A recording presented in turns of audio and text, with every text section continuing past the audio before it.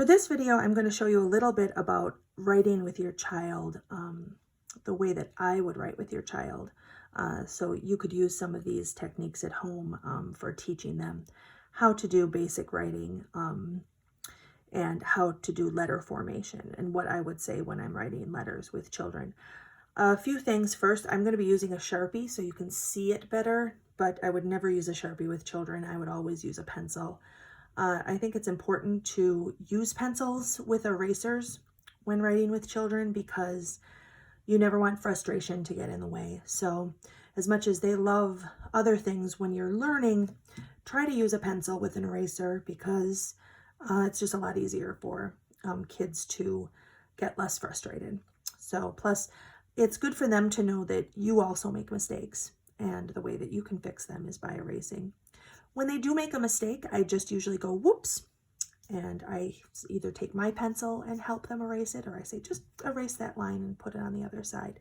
That happens a lot when I say to them, like if we're writing a word and I say, okay, the next letter's D, and then they make the line on the wrong side and it's a B, and I'll go, oh, you made a B. And then they just change it. So that happens a little bit later. So I'm going to go from the basics, like if I was just starting writing with a child. And then while I go along with the letters, if I think of any extra tips I can give you for writing with kids, I'll give you those then. A quick thing, we only write in Montessori, and I think probably everyone should do the same thing with lowercase letters. We can start a sentence. When we write sentences, we will start them with a capital letter, and we talk about that just like with their names. But it's important that we use lowercase letters for many reasons. Mainly, it is the way that they're going to read. So a child will only read, will rarely read on caps lock. So why not start them out with how they're going to see a word? If they see, for the word cat, for example, it's not going to be big letters unless it's in like a baby book or something like that. So we really want to teach them right from the beginning what they're looking for. So when I teach letters, then I will say exactly the names of the shapes that they know. So all the kids all know circles and lines, and I always tell them the same thing, that if they know a circle and a line, they can make any letter. So I'm left-handed, which can also be confusing with kids, but I would say to make an A, make a circle, and then a line down. All letters are circles and lines. So for a B, you're going to do the same thing. You're going to make a circle and a line down. C is a half of a circle, and then you're going to stop. Now, I don't believe in tracing letters because when you trace letters, you're not really getting a good feel. Have them draw the circle. The circle might be a mess. It might not even look like a circle. But the idea is that you're giving them, seeing what the control is of their pencil. It's really hard to follow a line. It's really, really difficult to follow a line. And that needs to take the pressure off of doing that and have them think about it. Half of a circle, and then go like this and pull it in. E is interesting. So I didn't want to stop in the middle, but what happens, it bleeds through. But so I think I'll use this to kind of show you. When you make an E, I showed it by doing it like the C and then pulling it inside. That's how some people learn. Other children, I go right to from the bottom and curl it in. It's up to you. You can try it either way with your child, and then they can kind of decide what works for them, is usually how best works. Okay. F, I start with a line down, a little curl on the top, and a line across. F. G, same thing, circle, line down, and then a hook. H, line down, go to the middle of that line, and go over and down. It's exactly how I say it when I teach it to a child. Okay? I, a line, and then a dot. A lot of children want to make circles. totally fine. J, you're going to make a long line down, a little hook at the bottom, and a dot. K, which is one of the hardest letters to teach a child how to draw, because I don't know, I really don't know why, because I'm going to show you how I teach it. Line down, go to the middle and go up, and then go back to the middle and go down. And you'll see why it's hard when you do it with a child. It's really hard for them to have that concept of middle up and middle down. And it always usually ends up kind of near the middle.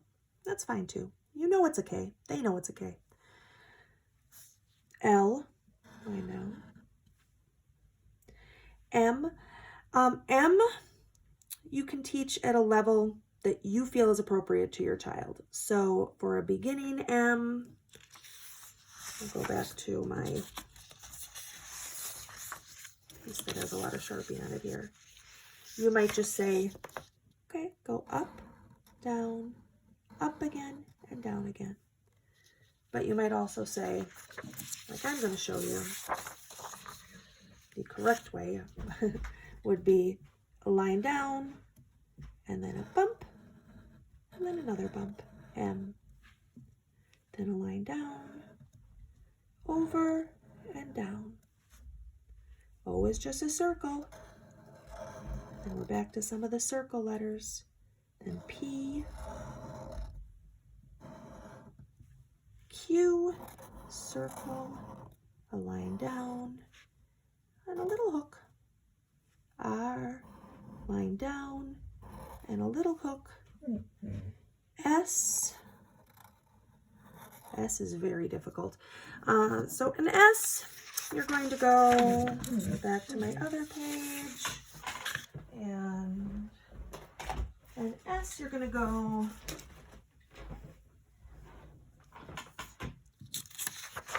like this one. I go over, down, back, down, and over again. That's how I talk about it. I might say that you want to,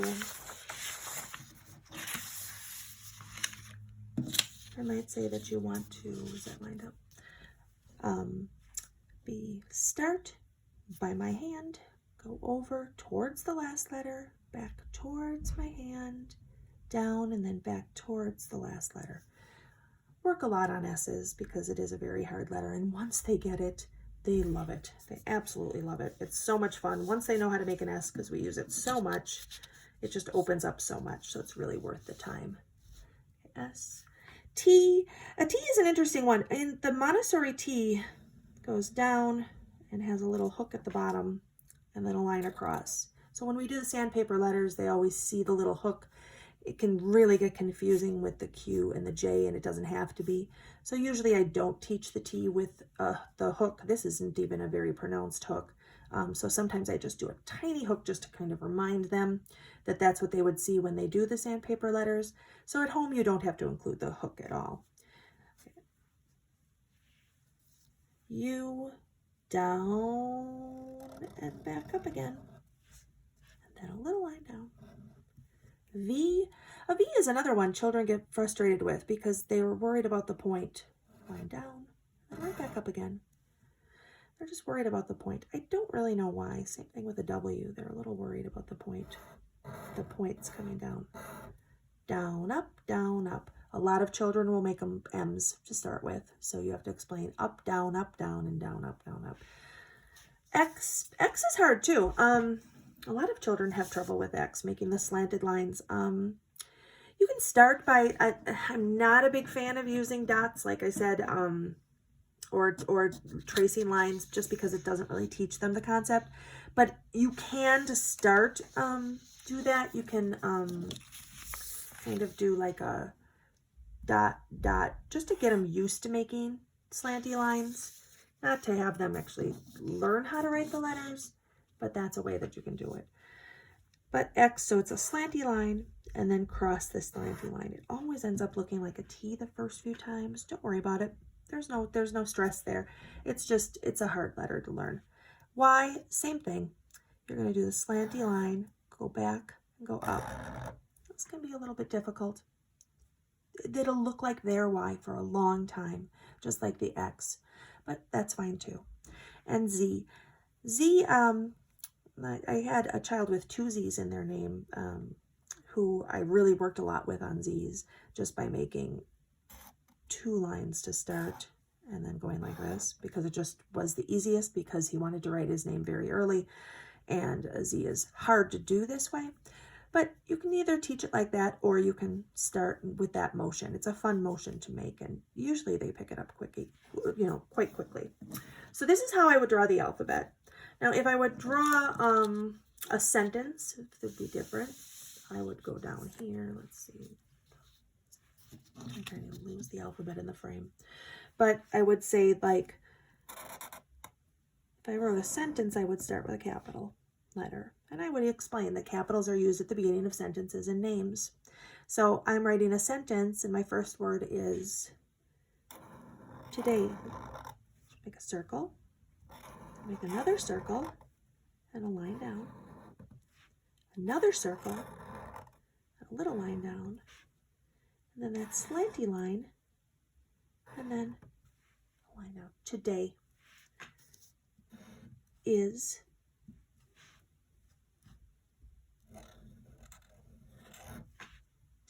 what? What should we write about? Today is rainy.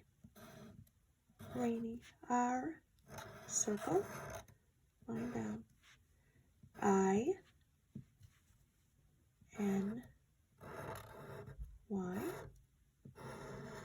Oh, that I did backwards.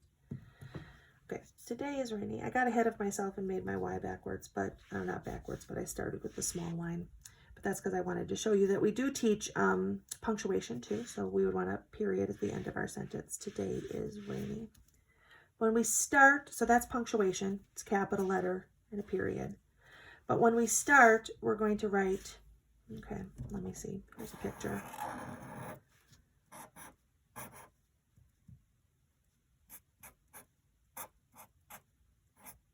What's that? A cat. So when I teach writing, in Montessori, writing comes before reading. And the reason is it's such a wonderful way to teach phonetics. So for a cat, we would say, okay, our first letter is going to be a C. K, k, k, k, k, k. It's a half of a circle. K, k, k, half of a circle. The second letter is an A. It's a circle and a line down. A, k, a, k, a, k, a. And the last letter is a T, T, T, T. T makes the T sound. K, a, t, cat, cat. And that's our cat. So that is teaching you how to configure the letters, write a sentence, and how to teach the writing using phonetics. So I'll show you more of that a little bit later, but this was just a basic introduction in how you should write with your children if you would like to do it this way. Go like this. Don't have to see my cat. Okay, thanks, and I will do another writing demonstration with a little bit more detail soon.